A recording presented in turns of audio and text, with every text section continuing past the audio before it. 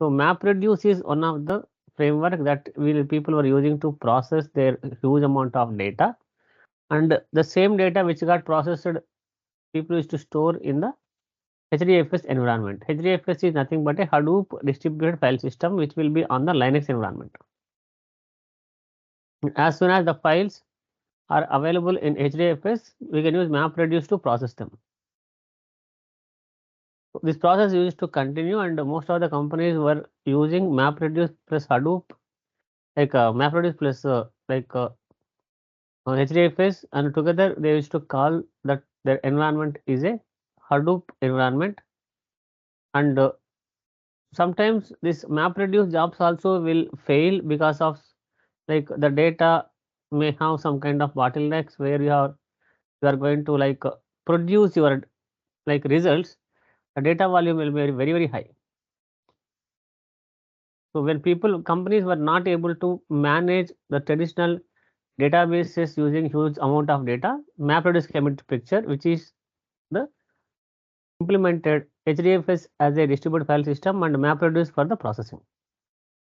So MapReduce can process huge amount of data, even terabytes of data, and it can produce the results.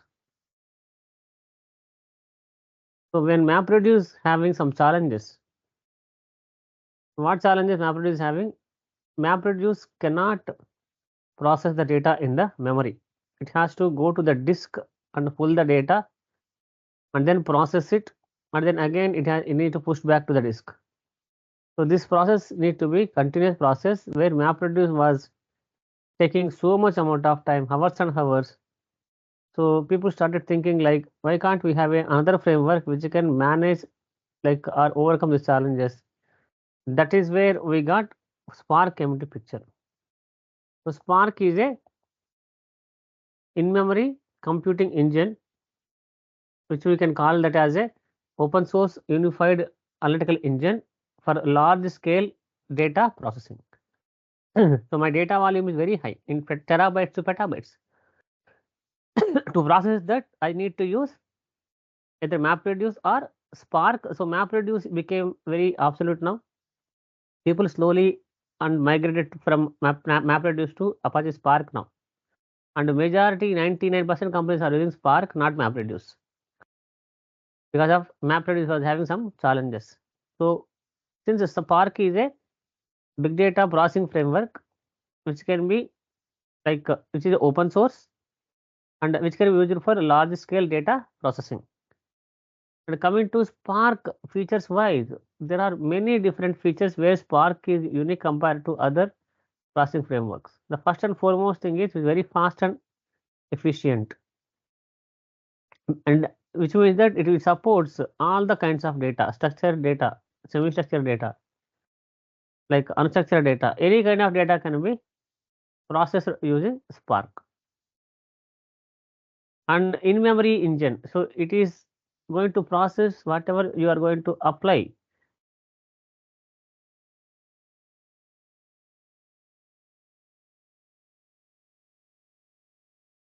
Time and save your time, and Spark is 100 times faster than Hadoop now. The framework became very popular, and which is giving me the results 100 times faster than Hadoop, and highly scalable architecture. So which means that it can process terabytes of data in parallel, which is not possible with the traditional databases. And finally, it unifies variety of use cases, like I want to perform batch processing, I can use Spark. But I want to perform streaming injection, like real-time live data ingestion, I can use Spark. But I want to implement machine learning also, I can use Spark. And I can go and use advanced analytics like graph databases also, I can implement using Spark very easily. And apart from that, Spark is not only having those features, it can be easily integrated with the Hadoop also. Whatever you can see here in Hadoop, we have HDFS, MapReduce, and Yarn. Now MapReduce got replaced by Spark now. So the environment now became HDFS, Spark and Yarn. And HDFS is used to store the data in a big data environment, and Spark is used to process the data, and then Yarn is the service that is going to provide resources for this particular task to be executed. Any particular like a Spark task requires resources to run it, so Yarn will provide that. And apart from that, Spark has its own ecosystem, and where you go and see there are different frameworks available in Spark. One is Spark SQL. So this can be used for SQL kind of operations on the data.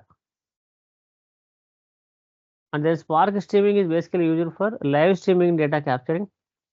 And mlib or mllib will help you to build machine learning on top of like a Spark environment. And graphics is a framework for building the graph databases.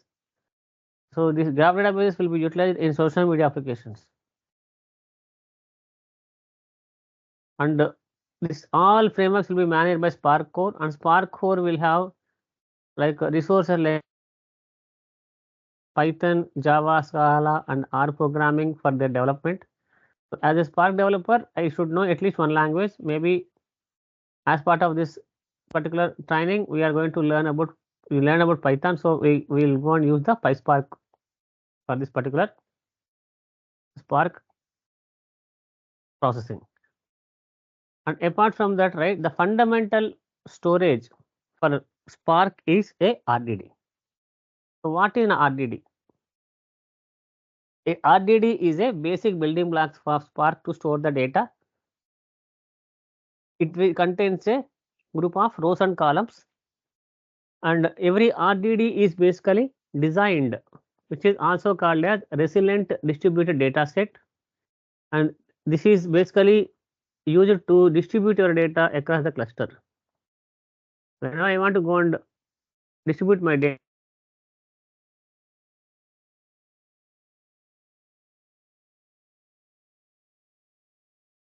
it will come from the other nodes.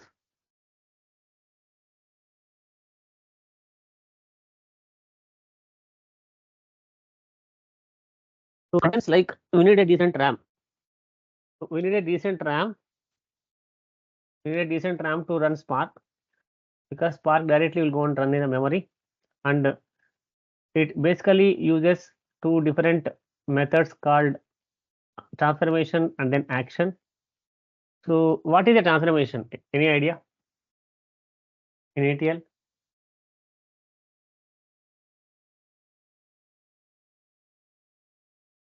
Bharati? Any idea what is a transformation?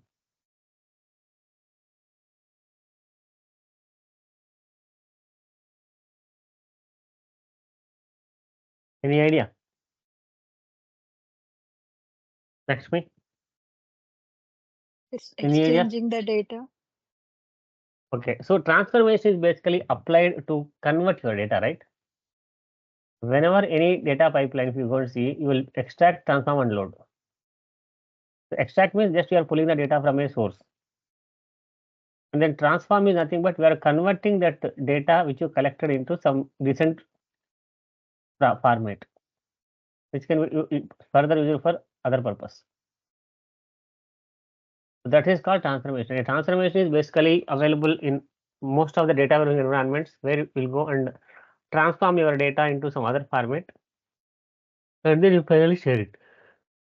So here in Spark, we have transformations. Many different transformations are available, and every transformation, even if you go and apply it, it will not going to be executed until you call a action. Without action, a transformation cannot be executed.